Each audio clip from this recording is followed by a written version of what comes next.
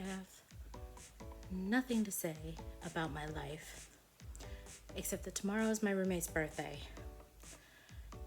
And I got her a flamingo piñata a while back at the suggestion of my kid.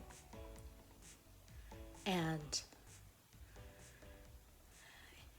you know, it looked at me with its surprisingly lashed eyes, and we had a moment in which it told me its name was Samuel. And maybe I shouldn't have said its name, but I think she already had decided not to hit the piñata. And so she tore it an even bigger hole, which doesn't sound any more pleasant, and took the candy out. And I don't think that he's going to watch this, but my beloved ex-boyfriend ran to get that candy for me when my original ride, my ride fell through and my backup ride fell through. Anyway, but huge thank you to him for helping at the last minute while he had his own shit going on. He's a sweetheart, and he really cares about my roommate too, so he made it happen. So I gave her the present early because I really felt like once I was like doing stuff behind a closed door that included like rattling and rustling, there was no way to hide it from the cats mostly. Anyway, but yeah, now we have a new member of the family named Samuel. And a lot of candy. Possibly he went overboard in buying the candy, and we have now a stash that is waiting for Halloween. Like unopened bags of candy. So yeah, that's what's going on here. So I read 2 books. I read a lot of books. I read so many books. I'm having like my usual sleep issues are weird, but like these ones are, I'm waking up like all the time, but so is everybody else I know. I don't know if that's a pressure issue or what, but like I've been waking up like every 2 hours. I moved my bed. Well, my roommate moved my bed. And I don't think that has anything to do with it because everyone I know, like across the state, is having sleep issues. I read a bunch of books, but I wanted to talk about 2 of them. And they are coming out like forever from now.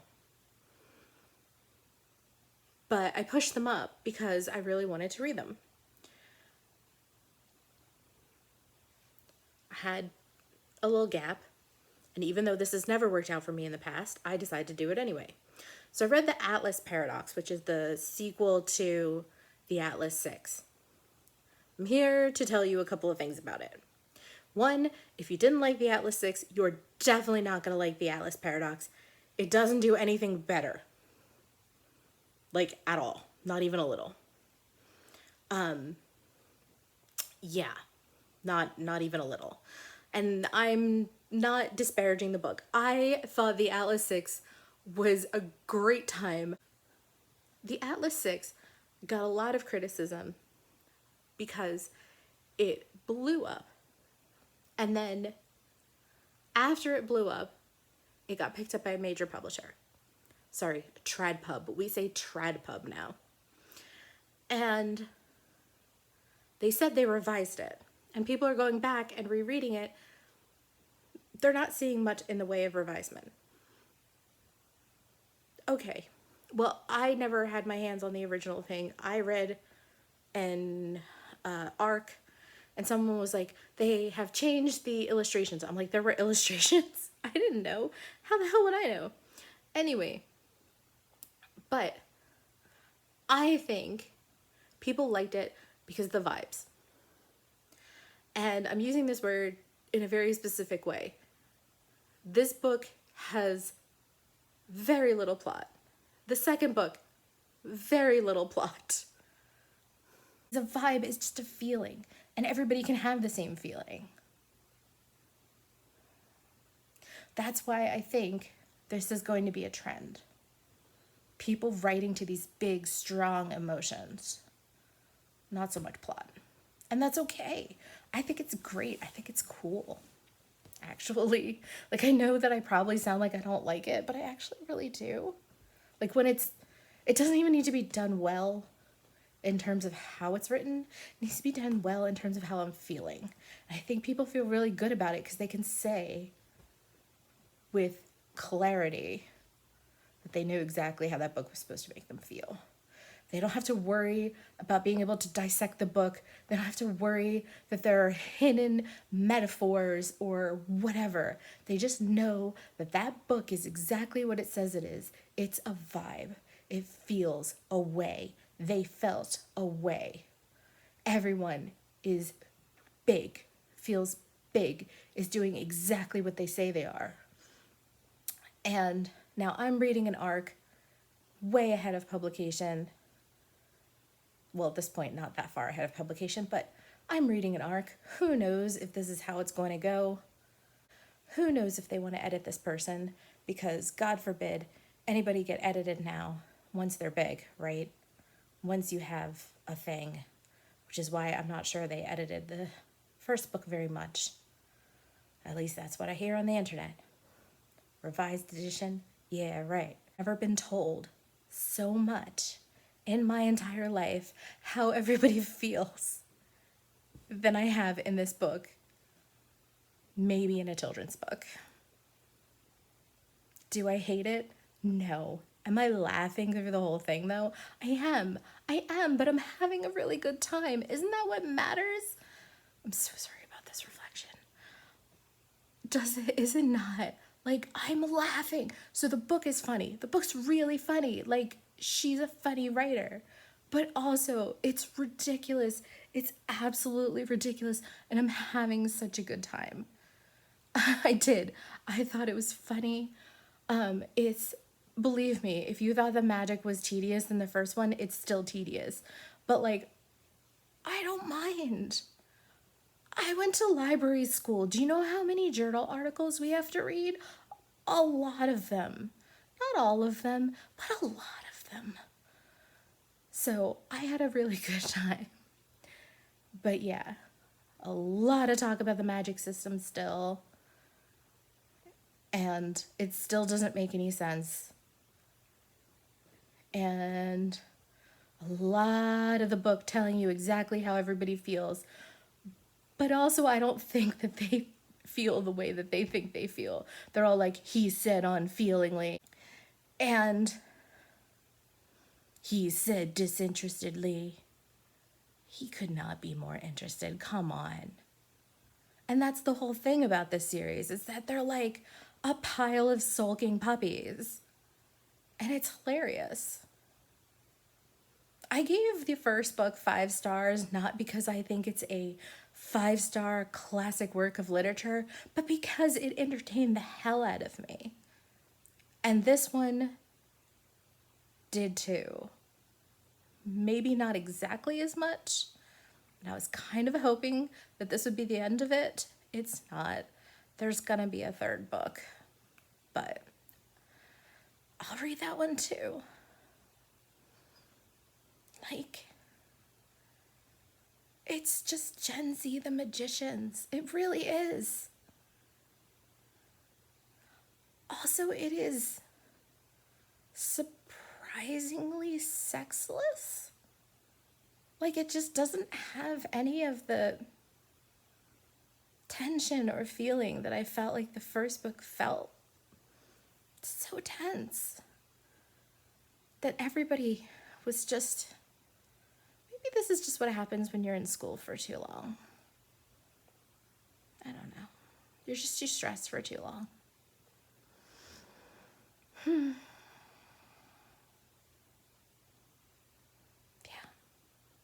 So the Atlas Paradox. It comes out in a couple months. If you liked the first one, you'll like this one. You might be a little disappointed in how nobody's jumping everybody else's bones. It doesn't feel queer. Not really. It's really disappointing. Like, it's not that there aren't queer characters, it just doesn't feel queer. That's like the only complaint I have. All right, so the other book that I read way ahead of publication, like 5 months ahead of publication, is highly suspicious. Highly suspicious and unfairly cute. Nope. I am messing this up. Nope, I was totally right. Highly Suspicious and Unfairly Cute. It is the first YA from Talia Hibbert, who is best known for writing The Brown Sisters and other adult romances. It's precious. It's funny. I was reading lines aloud to my roommate. She thought it was great. I thought it was great. The thing about Talia Hibbert is that she writes like it's easy for her. And I think she has a note at the end that says like that this book was like more difficult for her, but she writes like they're not hard to write. Like you read them and the ease of the words, you're like, I'm done already? How am I done already? This is, you just slide through a book of hers and you're just, resentful. If you want to write, you're like, how does she do it? How does she do it? It's about these two high schoolers who were friends when they were younger and they're not friends anymore. And they have their own takes on why. One has OCD and the other has her own issues. And they end up doing this like wilderness leadership thing together. But really, it's about laughing your way through a book and being like, oh my God, you adorable babies. You are so sweet and wonderful. I love this book. Yeah. It's also British, and she has a glossary in the beginning if you don't know British slang, which I think is actually really great. I wish that there was a time where there were several Australian authors who were picked up to have books published in the US that had been popular in Australia. I think it was 2005, 6, 7, 8. I don't know. But I wish they'd put in Aussie slang, because seriously, I don't know what those words are. I don't know what they mean at all.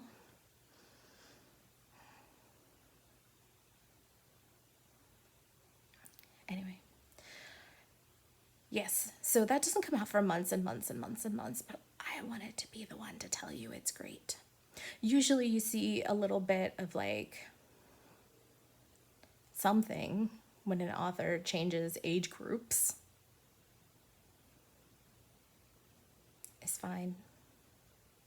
It's great. Now, if we could get that adult book, I don't know when that one's due out. I can wait. I really need a good set of romance authors who I can trust to write books that I'm going to feel really good about. Because romances really make me happy when they're not reinforcing the status quo about popping out babies and guys are like this, women are like that, and drinking. The drinking thing's really a problem with me. I can't stand that wine o'clock culture, or back, the last time I was reading romance was 2000, 2001-ish. And it was like everybody was really into shoes. This is another thing. Like, I barely have enough money to buy like the newest release of the one author that I followed. I don't give a crap about shoes. I'm not gonna buy shoes. I don't want to hear about shoes. I don't care what people are wearing. Chick lit was awful for me. It was so materialistic. I need like a list of authors who, if they're gonna talk about shoes and clothes, like it's not gonna be somebody's identity. So I'm compiling, like I'm paying attention to who makes me happy when I read them, but and then anyway, I have this huge amount of books here. So I'm screwed anyway. I really need to get these books out of my house. There's like 300 downstairs. No, there's more than that. And there's more upstairs. Please, someone save me from all the books that I have. And by save me, I mean, please make me read them somehow and still get done everything that I need to get done. Thank you. I appreciate it.